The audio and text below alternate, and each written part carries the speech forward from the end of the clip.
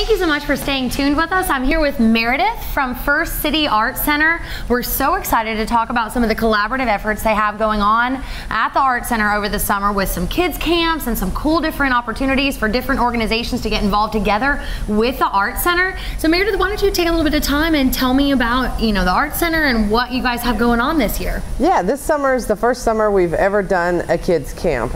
With the First City Art Center, we used to be the Belmont Art Center. And so we've kind of grown and expanded, and so this was something we're excited to try doing. And since it's the first year, we're only doing it 1 week each month of the summer.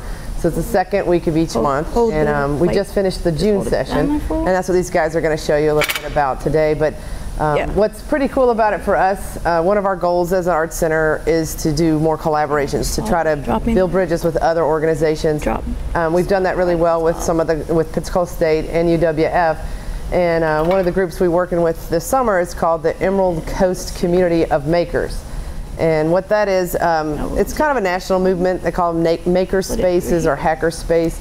And there's one right beside us over there on Gilmard Street. And that's what these girls are involved with them. And so when they take their classes, we physically walk over there during the camp, and they build these little technology projects. So Gulf Coast Makers, and you're talking about technology. Tell me a little bit more about kind of the project that the kids are going to be doing. I mean, I see we've got a soldering gun here. Dylan's about to get down on that, and you know, they're going to build some stuff. I think that's so cool to incorporate technology and art. With the Makers, what they're doing is, with this particular project, they're having the kids design. They come up with an idea that is going to, this particular project will end up being a lantern, a solar lantern, and the girls will talk a little bit more about it, but they have them design what the outside might look like. So the first day they're doing a lot of drawing, and you know, is it going to be a cat or a dog, and then they actually have to put the lights and everything on, and so they learn about that and hooking the battery up, and so it's kind of cool. So the whole thing, when it's all said and done, you can hang it and check it out. So that's fun. And the reason we wanted to incorporate this in, because we all know that art and design are kind of the basis of all things that we do. And so you look at all the innovation that America's known for, or has been known for, this is where it all begins. So we want the kids to understand that in order to get to somewhere, you know, if you want to be on Shark Tank someday, you got to invent the project. And that's, you know, that's what something like the Makerspace is all about. You can have an idea. They share resources. They have an open studio every Tuesday, so they come together and they make things. But so this is Colleen and Dylan and Shauna, and you guys could probably talk a little bit more about what you're actually building. This has a sensor on it that's solar regulated, so when the light is on, the lights are off, and so when it gets dark, the project actually comes to life. So we have the kids build these circuits, and then we put paper craft around them. It's kind of almost Chinese lantern-ish. But a lot of our kids came up with more interesting ideas. We had one attached to a helicopter, so it had like these high beam lights on it. Cool. Another one that was inserted inside of a diffused hand grenade. That one was really cool. Wow. He brought that from home. Yeah.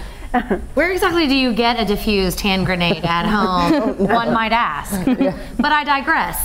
So over there you're using the soldering gun thing? The soldering iron. Soldering iron, and melting the metal to connect it to like the little motherboard thing to make the lantern actually light up, to attach it for the solar features to work. That is so cool. Dylan, are you having fun over there? Yes. Yes, good. It's his first time doing this. Very cut all those off for me. Well, he seems like more of a pro than I ever would be. So I'm going to leave all the work to Dylan. That's it. So I understand that you two are UWF students, correct? Yes. Cool beans. See, go Argos. Yeah. Push it. So tell me a little bit more about like what brought you and your studies at UWF kind of to this organization and made you interested in being part of an opportunity to teach kids stuff like that. This is probably one of the most interesting classes I've taken, but this is digital multimedia based. Most of the graphic design requirements are that you have to take this course, and so you kind of get a well-rounded development that way. Very cool. Well, these girls were saying that this is actually a college class, this one they're doing. So they were telling these 9 to 14-year-olds that you're taking a college class. They were really thought that was cool.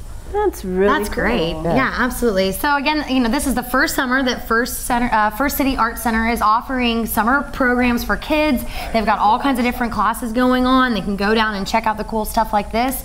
And Meredith, thank you so much for being with us today. I know that Dylan's working hard on that project over there. We're going to keep on watching him, but we really appreciate your time. We're so excited to support First City Art Center, and you guys check it out. Go to their website and certainly, you know, look at the summer programs this year and definitely for next summer as well. We're going to do it a lot more next summer. Awesome. This has been a real hit, so we're pretty proud of it. Fantastic, yeah. Blab Gab, new episodes every Tuesday morning at 11, only on Blab.